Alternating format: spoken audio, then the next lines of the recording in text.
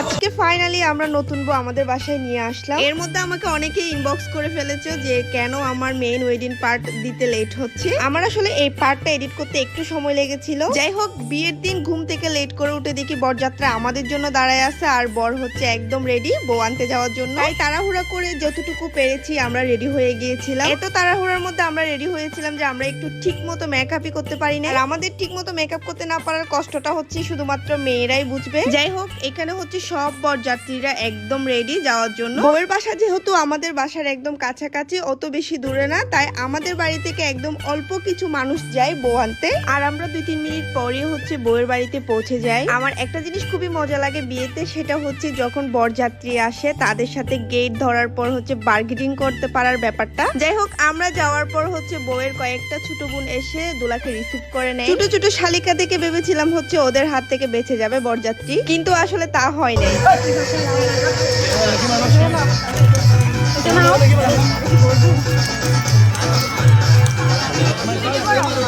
মালা তো একটা দিলে হয়, একটা দিলে হবে, একটা দিলে হবে, একটা দিলে হবে, একটা দিলে হবে, একটা দিলে হবে।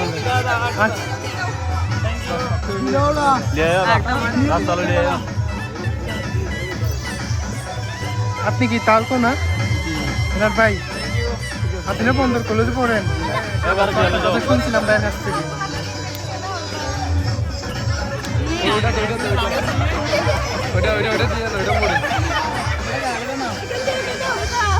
এটা তো মরিচের শরবত, এটা কেন দিচ্ছে? এটা খাওয়া যাবে না, হয়ে গেছে, হয়ে গেছে।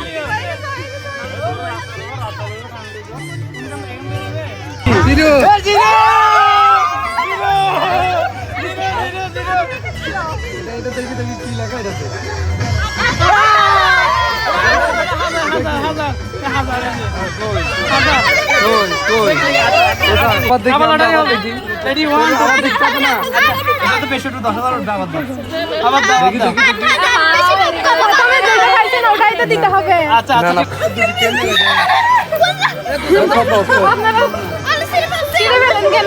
হাজার হাজার, এটা তো হাজার লেখা।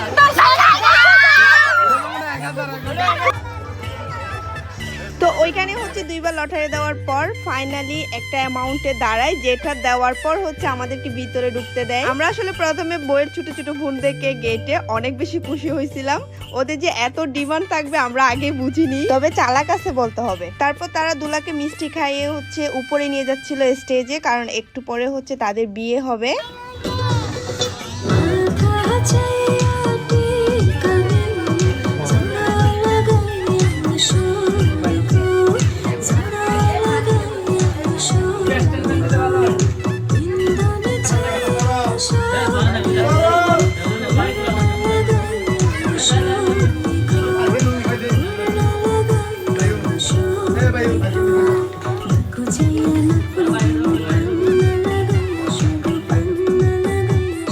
আমি সবচেয়ে সুন্দর একটা মুহূর্ত মিস করে ফেলেছিলাম, সেটা হচ্ছে ভাই আর ভাবির যখন বিয়ে পড়াচ্ছিল, যখন কাজী এসেছিল, তখন কিন্তু আমি ওই ক্লিপটা নিতে পারি নাই।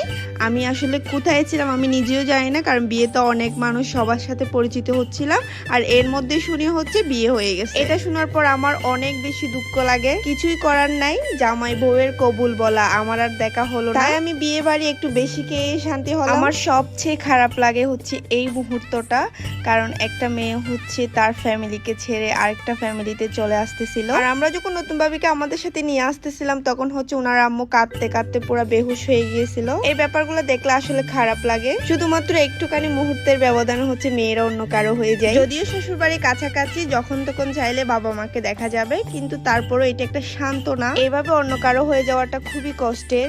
যাই হোক, বলতে বলতে হচ্ছে আমাদের বাড়িতে পৌঁছে যায় আমরা বউ নিয়ে। আর এইদিকে হচ্ছে বউ নিয়ে আসার পর দেখি আমাদের বাসায় আরেক ঝামেলা লাগায় বসে আছে ভাবিরা মিলে। এত কষ্ট করে টাকা পয়সা দিয়ে বউকে বউয়ের বাড়ি থেকে আমরা তুলে নিয়ে আসলাম, আর এখন বউয়ের বাড়ি আসি শুনি যে টাকা ছাড়া বউকে ভিতরে ঢুকতে দিবে। বউকে ঢুকতে দিচ্ছিল না ওইটা কোনো ফ্যাক্ট না, আমাদের কথা ছিল যে আমাদেরকে তো অন্তত ঢুকতে দাও। এখন দেখি টাকার জন্য আমাদেরকেও বাইরে দাঁড় করায় রাখে। তারপর আর কি করার, এখানেও টাকা পয়সা দিয়ে ফাইনালি বাসায় ঢুকতে দেয়। আর এদিকে দেখি বাসরঘর সাজাচ্ছিল। তাছাড়া আমরা বনি আস্তে আস্তে সন্ধ্যা হয়ে যাওয়া, সন্ধ্যার পরপরই দেখি হচ্ছে আমাদের বাড়িতে খাওয়া দাওয়া শুরু হয়ে গিয়েছে। তো এর মধ্যে হচ্ছে আমি আমার ফ্রেন্ডদেরকে আপ্যায়ন করতেছিলাম, যেহেতু ওরা আমারই গেস্ট। আর আমি ওয়াসি আর পিয়াকে বলছিলাম যে ওদেরকে একটু তোরাও আপ্যায়ন কর, আপ্যায়ন করার পর ওদের থেকে বকশিস নিবি। খাওয়া দাওয়া শেষে আমার ফ্রেন্ডরা হঠাৎ করে বিপদে পড়ে যায়। 1510 টাকা। টাকা দেখা টাকা দেখা। আসলে টাকা নিয়ে হচ্ছে ওরা অনেক বেশি দুষ্টামি করতেছিল। যাই হোক, আমার হচ্ছে আজকে আর কোনো ভিডিও করা হয় নাই। সো আল্লাহ হাফিজ সবাইকে।